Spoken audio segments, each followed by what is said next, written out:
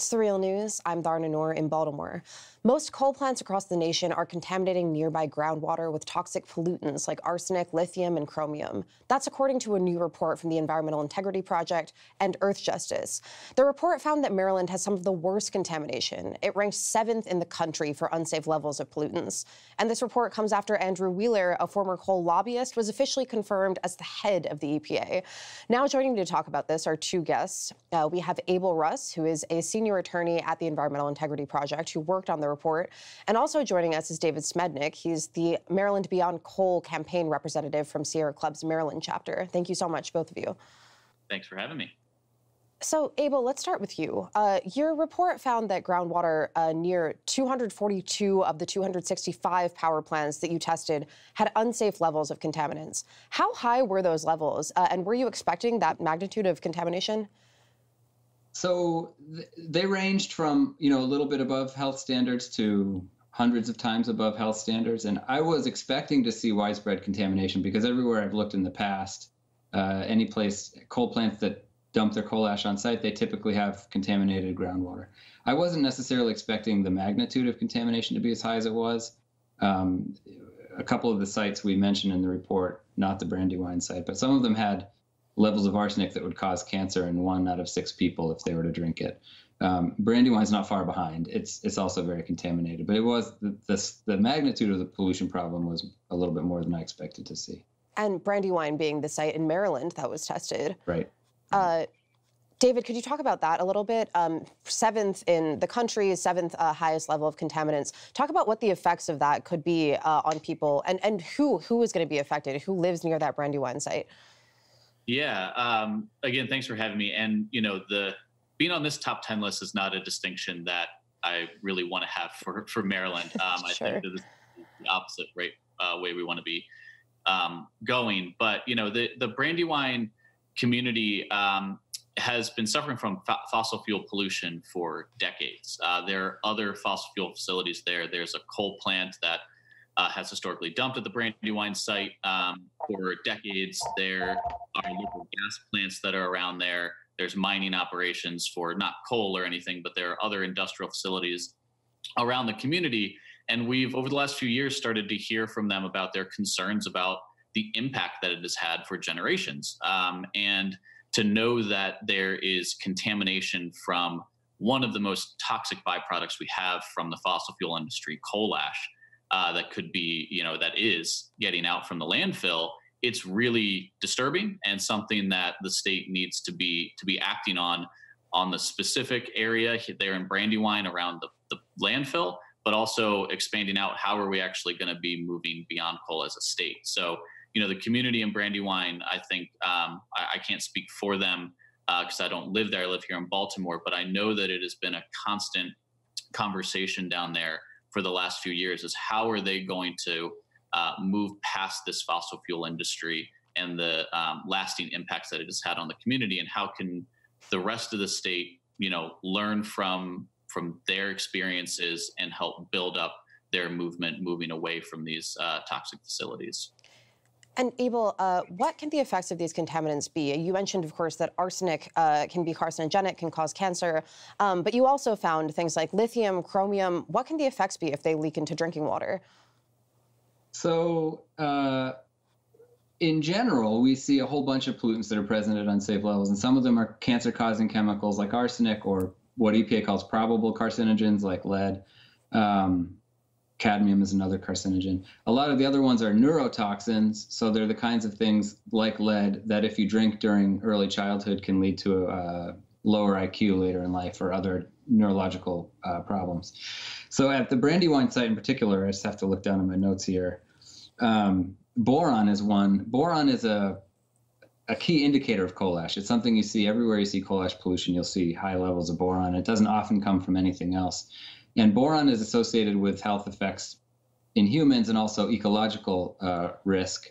So in humans, it causes things like low birth weight, testicular atrophy, developmental and reproductive effects. That's based on lab studies with animals, but typical risk assessment practice, you assume the same kinds of things could happen in humans. And then it's also toxic to aquatic life. Lithium has a range of health effects on people, but among other things, it affects the nervous system. So it's a neurotoxin. Molybdenum was one that was pretty high at Brandywine, and that causes kidney-related effects, gout-like symptoms in people. Wow. And selenium is an interesting one. Selenium was elevated at the Brandywine site, and that's toxic to humans, but it's more notorious for its effect on fish. It's very toxic to fish. It can cause deformities and reproductive problems in fish. And it also makes fish toxic to eat for humans. And those are just some. There are others. Those are some of the pollutants that we saw at high levels at Brandywine. And you gleaned this data from industry itself, because in 2015, the EPA issued the U.S.'s first regulation on coal ash, the coal ash rule. And that, it seems, established groundwater monitoring requirements for coal ash dumps, but also required power companies to make the data available to the public. That's how you obtained the data, correct? Industry was required to make it available? And how is so much contamination possible if the EPA is regulating coal ash? So, it's a good question. Until 2015, EPA wasn't regulating coal ash. It was regulated by the states, and it was regulated as a regular solid waste. I don't think any states had specific coal ash rules. They had solid waste rules that they applied to coal ash. And Brandywine was one of them. There's a federal consent decree that the Maryland Department of Environment entered into with the owners of Brandywine several years ago. My organization was involved, and we've been tracking it since then. But state by state, the requirements varied. Some states required monitoring, some didn't. And when states did require monitoring, they might require owners to measure certain pollutants that are generic solid waste pollutants, and they're not necessarily specific to coal ash. So the federal rule in 2015 is the first time we've seen a snapshot of the entire coal industry where they look for the pollutants that are known to be associated with coal ash. And so really, I guess the reason why you see all of these problems is that it's the regulatory process at the federal level is just starting right now. And so we're waiting to see how it plays out.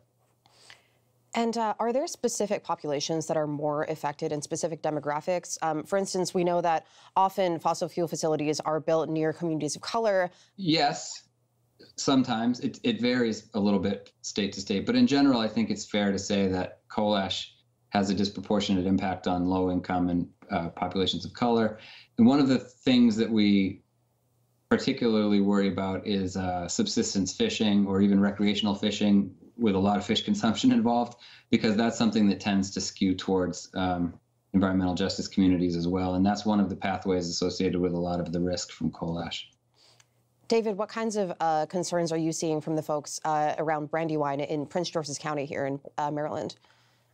Yeah, I think this landfill has been a topic of conversation lately, and we've been talking and kind of following the lead of some of the local organizations, like the local Riverkeeper there, highlighting the fact that people don't want to live around coal ash landfills. A lot of times they're not aware that they existed, but as it starts to pile up and you start to get more public hearings about requests for expansion, and then people get a little concerned about that. What does that mean? How long is this facility going to be operating in my community?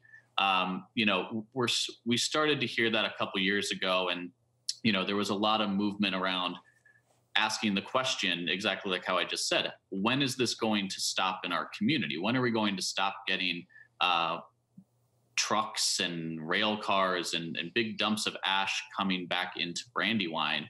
And we're starting to see that bubble up. I know that the local councils there are discussing it and have been discussing it.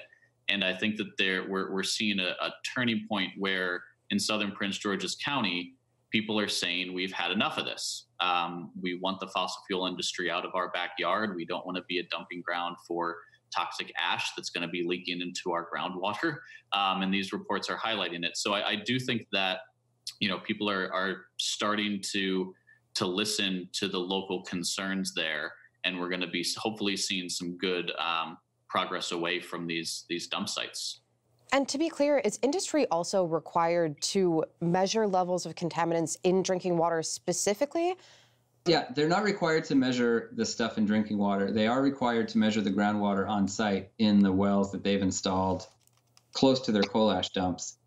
If that contaminated groundwater migrates off site and they find evidence that it has migrated off-site, then there might be other requirements that follow from that, like testing drinking water wells. But at the outset, and so far right now, there's been no requirement to test drinking water wells.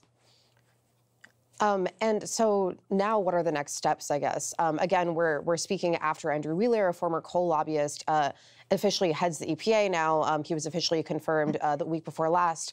What impact do you expect that will have on coal ash contamination nationwide? And then what steps does that mean that local governments can take in the absence of any federal action? Yeah, so at the federal level, what we expect to see next is corrective action, because the way the rule works, there's this groundwater monitoring program, and if you find evidence of contamination, it kicks you into a corrective action process where, among other things, you have to have a public meeting and tell the community what you're planning to do about the problem, and then you have to take steps to bring the groundwater back to levels that are below the drinking water standards. Not all sites will go into that process, even if they're contaminated, unfortunately.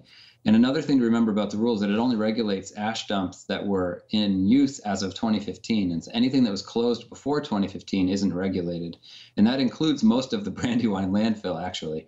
They're currently monitoring and regulating a small active portion of the landfill, but there's this whole other section that's been buried and closed where it is a while back. That's not regulated by the federal rule. There is a separate state law process under a federally enforceable consent decree that's being overseen by the state agency. But the federal corrective action process will only apply to the new part of the landfill. And David, what about in Maryland and Prince George's County specifically?